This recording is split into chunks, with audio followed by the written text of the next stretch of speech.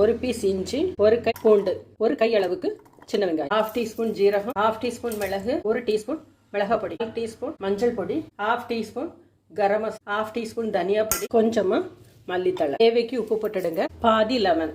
இது எல்லாமே மிக்சியில் அரைச்சி எடுத்துடலாம். சிக்கன் எடுத்துடுங்க, ஃபோர்க்கால நல்லா குத்திருங்க. மிக்சியில் அரைச்சி எடுத்த மசாலா நல்லா மேக்னேட் பண்ணி வச்சிடலாம். இப்போ அப்படி ஒரு 1/2 மணி நேரம் இருக்கட்டும். 1/2 hour ஆயிடுச்சு. ஒரு நான்ஸ்டிக் பேன் வச்சுடுங்க, கொஞ்சமாக எண்ணெய், குக்கரில் டைரெக்டாக அப்படி வச்சிடலாம். எக்ஸஸாக இருக்க மசாலா எல்லாமே அதில் சேர்த்துருங்க. குக்கரை மூடிடலாம். ஒரு 2 விசில்.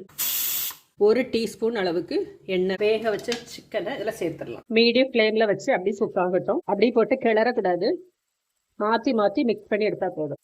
மேலே கொஞ்சம் கருவேப்பிலை போட்டுடலாம். ஒரே ஒரு பச்சை மிளகாய்.